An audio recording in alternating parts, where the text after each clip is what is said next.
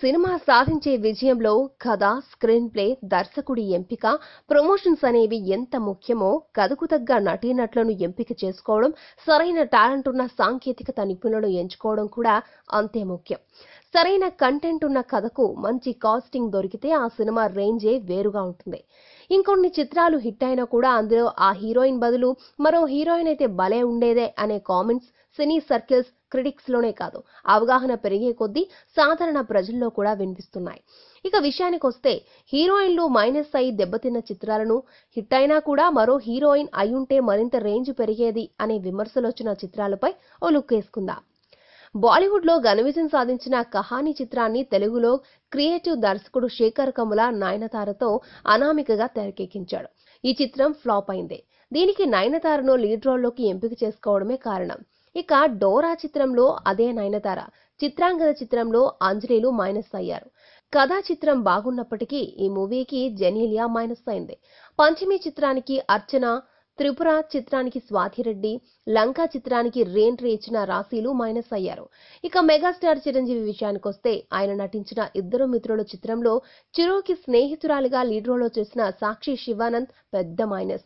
చిరంజీవి పక్కన ప్రాణ స్నేహితురాలిగా ఆమె మెప్పించలేకపోయింది. అలాగే స్టువర్ట్పురం పోలీస్ స్టేషన్లో నిరోష, అంజీలో నమ్రత శిరోద్కర్, అందర్వాడిలో రీమాసేన్, అదే సమయంలో శంకర్ దాదా జిందాబాద్లో నటించిన కరిష్మా కోటక్ చిత్రంలో చిరుకి సరిపోలేదు.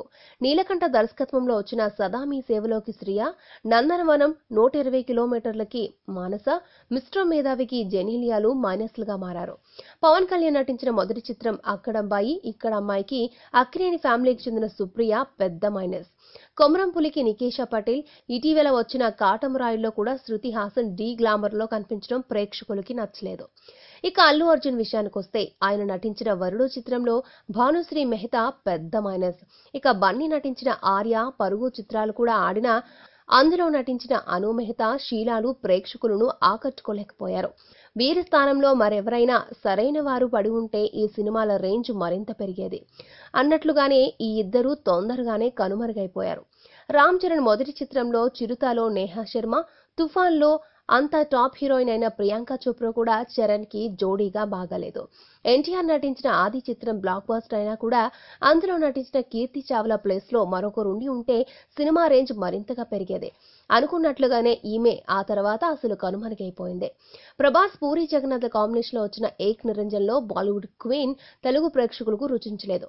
కె విశ్వనాథ్ దర్శకత్వంలో రూపొందిన సిరిమువ్వల సింహనాదంలో గాయత్రి చావలి నటించింది. కనీసం ఈ సినిమా బిజినెస్ కూడా జరగలేదు.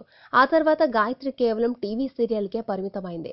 ఇక బాలీవుడ్ లో ఆనాడు ఓ ఊపూపిన షారుఖ్ ఖాన్ ని, స్టార్ ని, కాజోల్ ని ఎక్కడికో తీసుకుపోయిన బాజీగర్ చిత్రాన్ని తెలుగులో తమ్మారెడ్డి భరద్వాజ వేటగాడు అనే పేరుతో తీశాడు. ఇందులో హీరోయిన్ గా నటించిన రంభ పెద్ద మైనస్. అలాగే బాలీవుడ్ లో మీనాక్షి శేషాద్రి లీడ్ రోల్లో, సన్నీ డియోల్ గెస్ట్ రోల్లో చేసిన దామిని చిత్రం అక్కడ ఓ ఊపూపింది. కానీ తెలుగులో తమ్మారెడ్డి భరద్వాజ దీనిని మాలాశ్రీ లీడ్ రోల్లో, సుమన్ గెస్ట్ రోల్లో ఊర్మిళగా తీశాడు. ఇందులో మాలాశ్రీ పెద్ద మైనస్.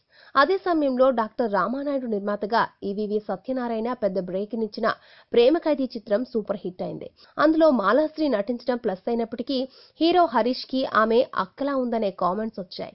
ఇక షిండే దర్శకత్వంలో శ్రీకాంత్, సౌందర్య, రీచా జంటగా నా మనసిస్తారా చిత్రం వచ్చింది. అందులో విలన్ గా సౌందర్య నటించింది. ఈ చిత్రంలోని సౌందర్యను విలన్ గా ప్రేక్షకులు జీర్ణించుకోలేకపోవడంతో ఈ చిత్రం కూడా బాగా ఆడలేదు. ఇలా చెప్పుకోవాలంటే ఆనాటి నుండి నేటి వరకు ఎన్నో చిత్రాలను ఉదాహరణగా చెప్పొచ్చు.